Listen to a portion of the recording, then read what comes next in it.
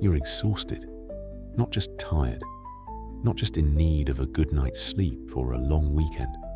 You're exhausted in a way that rest doesn't fix, in a way that vacation doesn't touch, in a way that sleep can't heal.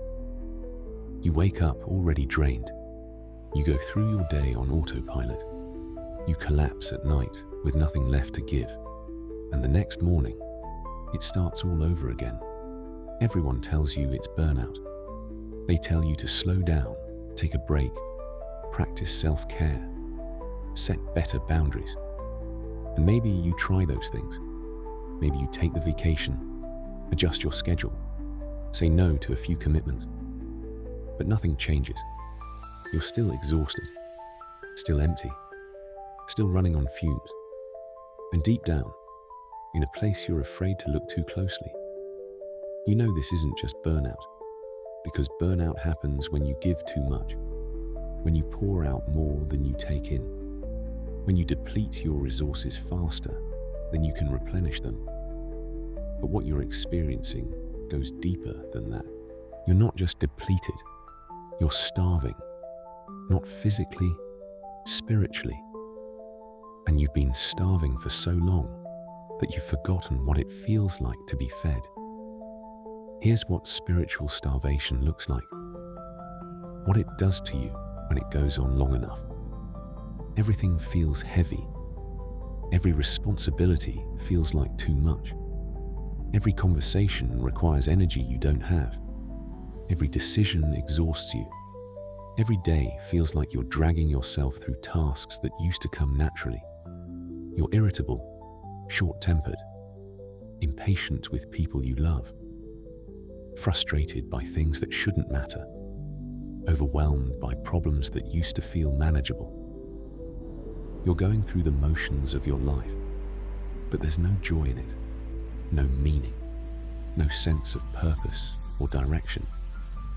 Just survival, just making it through another day so you can wake up and do it all over again. And you keep thinking something's wrong with you, that you're failing somehow, that everyone else manages to handle life better than you do, that you're just not strong enough, disciplined enough, faithful enough. But that's not it. You're not weak, you're starving. And no amount of willpower can substitute for nourishment. Think about what happens when your body is starving. When you go too long without food, you don't just feel hungry. Your whole system starts to break down. You can't think clearly. You can't function normally. You become weak, irritable, unable to do even simple tasks. And no matter how much you tell yourself to push through it, to be stronger, to try harder, your body will eventually give out because you can't run on empty. You need fuel. The same is true spiritually. Your soul needs nourishment. It needs sustenance. It needs something beyond the daily grind of responsibilities and routines and endless demands. It needs God, not the idea of God, not a quick prayer here and there, not a verse you read while you're waiting for your coffee to brew. It needs real, substantial, life-giving encounter with the presence of God. And you haven't been giving it that. Not because you're a bad person, not because you don't care about your faith, but because you've been so busy trying to keep up with everything else that you've neglected the one thing that actually keeps you alive. You've been running on spiritual fumes for so long that you don't even remember what it feels like to be spiritually full. Here's what happened. How you got here without realizing it. You started treating your faith like another responsibility, another thing on your list, another area of your life you needed to manage and maintain. You scheduled your quiet time. You checked off your Bible reading. You attended the services, joined the groups, did the things good Christians are supposed to do. And somewhere in the process of managing your faith, you lost the life of it, because faith isn't supposed to be managed. It's supposed to be lived. experienced, fed by ongoing, real, intimate connection with God. But you've been so focused on doing the right things that you stopped actually being with God. You stopped lingering in His presence. You stopped sitting in silence and letting Him fill you. You stopped seeking Him for Himself instead of for what you needed from Him. You turned your relationship with God into a checklist, and checklists don't nourish your soul. They just give you the illusion that you're maintaining your faith while your spirit slowly starves. And now you're here, exhausted, empty, running on nothing, wondering why you feel so burned out when you're doing everything right. But you're not doing everything right. You're doing everything except the one thing that matters. You're not feeding your soul. You've been so busy feeding everyone else, meeting everyone else's needs, keeping up with everyone else's expectations, that you've completely neglected your own spiritual hunger. And you can't keep doing that. Not indefinitely, not without consequences. Because a starving soul doesn't just feel tired. It starts to die. It loses its capacity for joy, for peace, for hope, for love, for everything that makes life feel worth living. And no amount of external success, no amount of productivity, no amount of keeping up appearances will change that. You need to be fed, and only God can feed you. Not sermons, not books about God, not podcasts or worship playlists or motivational Christian content. God Himself, His presence, His voice, His nearness. The kind of real, unmediated, life-giving encounter that reminds you why you believe in the first place. That's what you've been missing. That's what your soul is crying out for, even when you don't have the words to name it. But here's the problem. The reason you're still starving, even though the answer is right in front of you. You don't think you have time.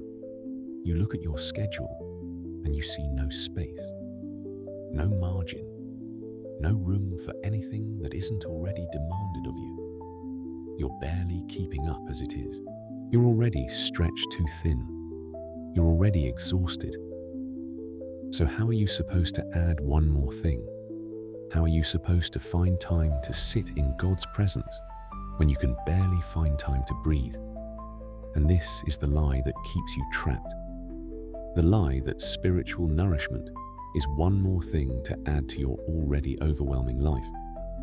But it's not. It's the thing that makes everything else sustainable. It's not another task. It's the fuel that allows you to actually do the tasks. You don't add time with God on top of everything else. You subtract everything else that's stealing your life until there's room for what actually gives life. And that requires a hard truth, one you've been avoiding. Most of what fills your days isn't actually necessary. Most of what demands your time isn't actually required. Most of what you think you have to do is just what you've convinced yourself you have to do. But you don't. Not all of it. Not even most of it. You've filled your life to the brim because empty space scares you. Because stillness feels like wasting time. Because you've equated busyness with importance and rest with laziness. And now you're paying the price. You're so busy maintaining your life that you have no life left to live. You're so busy doing things for God that you have no time to actually be with God, and your soul is starving because of it. So what do? How do you break this cycle when you're already drowning? You stop. Right now. Today. Not because you have time. You don't have time. You'll never have time if you wait for it to magically appear. You make time. You carve it out. You protect it. You say no to something else so you can say yes to this. And it doesn't have to be hours. It doesn't have to be some elaborate spiritual retreat. It can be 15 minutes of actual, undistracted, unhurried silence before God, but it has to be real. It has to be focused. It has to be you choosing to be present with Him instead of present with your phone, your to-do list, your worries, your plans. Just you and God and nothing else. No agenda, no requests, no performance. Just being there, open, empty, hungry, letting Him fill you, because that's what your soul needs. Not more information about God, not more religious activity, not more things to do in Jesus' name, just Him, His presence, His nearness, His voice speaking into the chaos and reminding you that you're not alone, you're not forgotten, you're not just surviving, you're His. And when you give yourself that, when you finally stop long enough to let God actually feed you, everything starts to shift. Not all at once, not dramatically, but gradually, you start to notice something. The exhaustion doesn't feel quite so crushing.